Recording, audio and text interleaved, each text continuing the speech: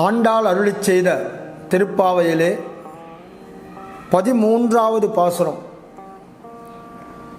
புள்ளின்வாய் கீண்டானை பொல்லா வரக்கனை கிள்ளிக் களைந்தானை கீர்த்திமை பாடிப்போய் பிள்ளைகள் எல்லாரும் பாவைக்களம்புக்கார் வெள்ளி எழுந்தது வியாழம் உறங்கிற்று புள்ளும் சிலம்பினகான் போதரிக் கண்ணினாய் குள்ளக் குளிரக் குடைந்து நீராடாதே பள்ளி கிடத்தியோ பாவாய் நீ நன்னாளால் கள்ளம் தவிர்ந்து கலந்து ஏல் ஓர் எம்பாவாய் என்பது இன்றைய பாசுரம்.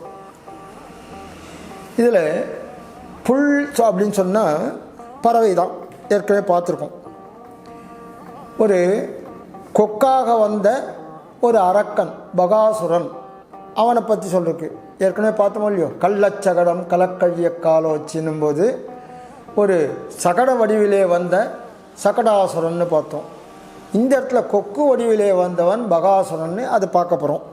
அதுதான் இங்கே சொல்லியிருக்கு. அதே மாதிரி பிள்ளைகள் எல்லாரும் பாவை களம்புக்கார் வெள்ளி எழுந்தது வியாழமுறங்கிற்று அப்படின்னு சொல்கிறது ஒரு ஜோசிய குறிப்பு. அழகாக கிரகச்சாரத்தினுடைய அமைப்பை பற்றி இதில் எடுத்து சொல்லப்பட்டிருக்கு. இந்த பாசுரத்தில் ரொம்ப விசேஷமான பாசுரமாக அமைஞ்சிருக்கு. புல்லும் சிலம்பினா அவளை எழுப்பும்போது புல்லும் சிலம்பினகான் போதரிக் கண்ணினாய் குள்ள குளிர குடைந்து நீராடாதே.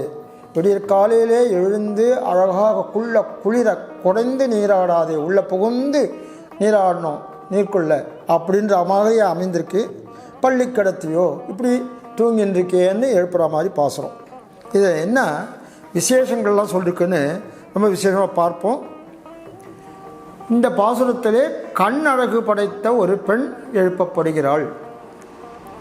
விடியற்காலை நிகழ்ச்சிகள் யாவும் இங்கே அழகாக தொகுத்து சொல்லப்பட்டிருக்கின்றன.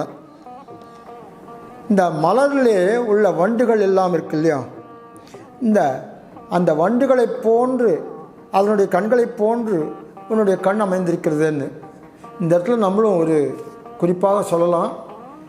ராமபிரானுக்கு கண்ணழகு படைத்தவன் சொல்கிறோமோ இல்லையோ, அந்த கண்ணழகு படைத்தவன்ற போது ராம கமலபத்ராட்சகா, ராமனுடைய கண்கள் தாமரை போன்று அழகாக விளங்குகின்ற ராம கமலபத்ராட்சகான்னு அவர்கள் பாடியிருக்கிறார்கள் பிரபந்தங்களில்.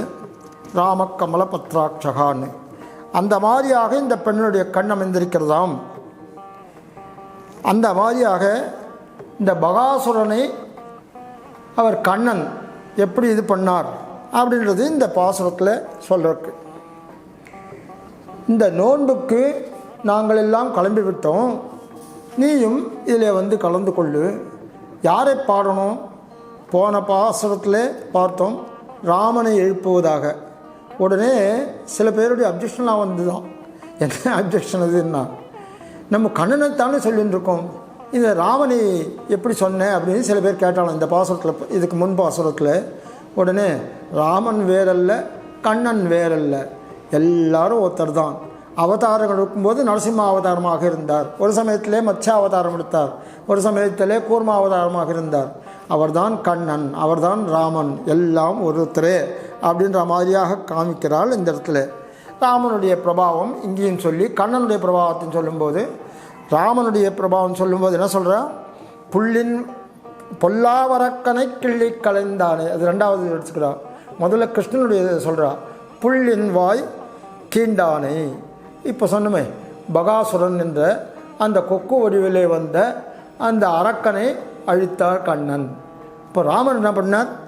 பொல்லாவரக்கனை, ராவணனை பொல்லாரக்கன்னே சொல்கிறா. அப்போ நல்ல அரக்கன் கூட உண்டான்னு சொன்னால் அவர்கிட்டயே இருக்கக்கூடியதான அந்த விபீஷணன் நல்ல அரக்கன் தானே, ராவனை அடைந்தானோ இல்லையோ. அதனால் இந்த பொல்லாரக்கன்னு ஸ்பெஷல் நேம் இவருக்கு கொடுத்துருக்கார் ராவணனுக்கு. பொல்லாவரக்கனை கிள்ளி களைந்தானே. நம்ம இல்லத்திலே சமையல் பண்ணும்போது கீரையெல்லாம் சாதாரணமாக அப்படியே கிள்ளி கிள்ளி இது பண்ணுறோம். மற்ற ஏதாவது பதார்த்தங்கள் இருந்தால் அதை அருவாமனையில் போட்டு அரிஞ்சு இதிலேருந்து எடுத்து கஷ்டப்பட்டு பண்ணுவோம். ஒரு கீரையாக இருந்தால் சாதாரணமாக கிள்ளுவோம் இல்லையோ, அந்த மாதிரியாக கிள்ளி களைந்தானை, பொல்லாவரக்கனை கிள்ளி களைந்தானை. அவன் இந்த ராமனையும் கிருஷ்ணனையும், அப்படிப்பட்ட ராமனையும் கிருஷ்ணனையும் நாங்கள் பாடப்போகின்றோமே, நீ எழுந்து வர வேண்டாமா? இதுக்கு சில பேர்லாம் ஏற்கனவே போயிட்டா. முன்ன ஒரு பாசத்தில் பாசுகிற மாதிரி பாவை களம் புக்கார், சில பேர் போயாச்சு அங்கெல்லாம்.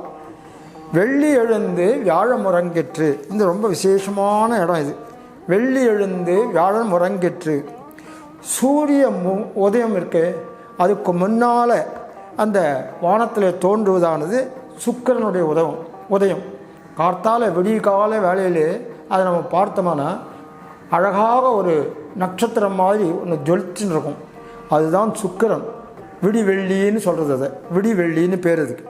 இந்த ஜோதிட சாஸ்திரப்படி என்னன்னாக்கா, ஒரு குருவினுடைய ஆட்சி முடிந்தவுடனே அடுத்ததாக சுக்கிரன் தலையெடுத்த காலத்தைலாம் அதுக்காக குறிப்பதாக கொண்டு பல 100 ஆண்டுகளுக்கு ஒரு முறை தான் இந்த மாதிரி நிகழும் அப்படின்றதாகவும் காட்டுறார்கள். அந்த கருத்து இந்த மாதிரி சொல்லப்படுகிறது. அதே மாதிரி வெள்ளின்னு சொன்னால் சுக்கிரன், அவர் சுக்கராச்சாரியார்னு சொல்கிறோமே, அவர் தான் சுக்கிரன். அந்த பணம், வியாழன்றது அறிவு, வெள்ளி சுக்கிரன்றது பணம் தனம், வியாழன்றது அறிவு. இந்த குருன்னு சொல்கிறோமே அது அறிவு. அந்த அறிவினுடைய ஆட்சி முடிந்துட்டோன்னா அடுத்தது பணத்தின் ஆட்சி தொடங்குகிறது அப்படின்ற மாதிரியாக இந்த இடத்துல குறிக்கிறான். இப்போது வியாழக்கிழமை முடிஞ்சு போச்சு, வெள்ளிக்கிழமை தோன்றியது அப்படின்னு ஒரு புதுசாக ஒருத்தர் உரையை எழுதியிருக்கார் அப்படின்னு எழுதுகிறார். அந்த மாதிரி வெள்ளி எழுந்தது வியாழம் உறங்கிற்று புல்லும் சிலம்பினகான். இதை ஏற்கனவே 6வது பாசுரத்தில் கூட பார்த்துருக்கோம் நம்ம. இது 13வது பாசுரம். 6வது பாசுரத்துலேயும் புல்லும் சிலம்பினகான் போதறி கண்ணினாய் இது புல்லும் சிலம்பினகான் அப்படின்னு பார்த்துருக்கோம். அதே மாதிரியாக அந்த இடத்துல சொல்கிற புல்லும் சிலம்பினகானுக்கும் இந்த இடத்துல சொல்லக்கூடியதான புல்லும் சிலம்பினகானுக்கும் என்ன வித்தியாசம் அப்படின்னா, அது கூட்டை விட்டு வெளியே செல்கின்ற அந்த பட்சிகளை சொல்கிறது. இங்கே கூட்டுக்குள்ளே உள்ளே நுழைகின்ற பட்சிகளை சொல்லுகின்றது தான். அந்த மாதிரியாக அர்த்தம் ஒரு வித்தியாசமாக காட்டப்படுகிறது இந்த புல்லும் சிலம்பினகான் அப்படின்றதுக்கு.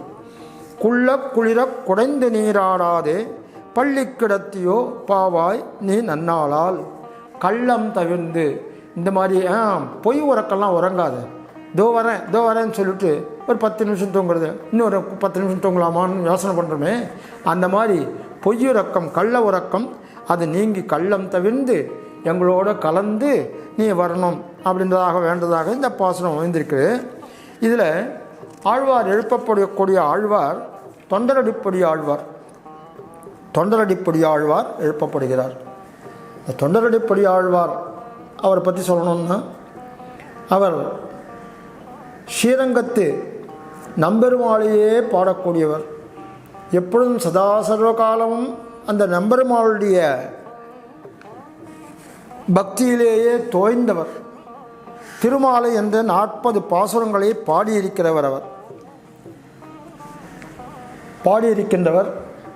அந்த பாசுரத்திலே அந்த நம்பெருமாளை விட்டு நான் எங்கும் செல்ல மாட்டேன், அப்படிப்பட்ட உயர்ந்ததான ஒரு மோட்ச பதவி எனக்கு கொடுத்தாலும் அது வேண்டாம் அப்படின்னு சொல்லி நான் இங்கே இருக்கக்கூடியதான வாய்ப்பையே பெற வேண்டும் என்று ஆசைப்படக்கூடியவர். திருமாலை என்ற 45 பாசுரங்களை அவர் இயற்றியுள்ளார்.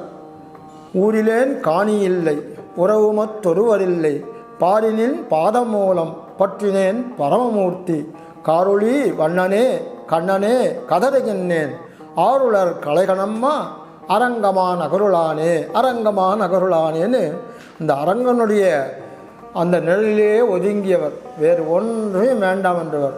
திருவேங்கடமுடியானை கூட பாடவில்லை அவர். 10 ஆழ்வார்கள், திருவரங்கத்தை பாடியவர்கள் 10 ஆழ்வார்கள். அதுக்கு அடுத்ததாக திருவேங்கடமுடியானை பாடியவர்கள் 10 ஆழ்வார்களான்னு பார்த்தா இல்லை, 9 ஆழ்வார்கள் தான் பாடியிருக்கிறார்கள். அப்படின்னா ஏன் யார் பாடலை அப்படின்னு சொன்னால், இந்த தொண்டரடிப்பொடி ஆழ்வார் பாடலை. என்ன காரணமாக பாடலைன்னா, அவர் ஸ்ரீரங்கம் நம்பெருமாளை விட்டு எந்த இடத்துக்கும் போனவர் அல்ல, அங்கேயே தன்னுடைய வாழ்நாளையெல்லாம் கழித்த ஆழ்வார் அவர். ஆழ்வார்கள்னாலே நடத்தும் பக்தியிலே ஆழங்கால் பட்டவர்கள், எம்பெருமானிடத்திலே பக்தியிலே ஆழங்கால் பட்டவர்கள். அந்த ஆழ்வார்கள் கோஷ்டிலே தொண்டரடிப்புடி ஆழ்வார் ஸ்ரீரங்கத்திலேயே தன்னுடைய காலமெல்லாம் கழித்ததினாலே, மற்ற இடங்களுக்கு போகாதனாலே, மற்ற பெருமாள்களை பற்றியெல்லாம் அறிந்து கொள்ளாமல் இருந்து விட்டார். அவருக்கு ஸ்ரீரங்கமே கதி என்று இருந்து விட்டார் என்பதை இந்த பாசுரத்திலே பார்க்கிறோம். அந்த தொண்டரடிப்புடி ஆழ்வார் போன்ற ஒரு பெண்ணை இந்த பாசுரத்திலே எழுப்புவதாக ஆண்டாள் நயம் காட்டியிருக்கிறாள் என்று சொல்லி இந்த பாசுரத்தை நிறைவு செய்கிறேன்.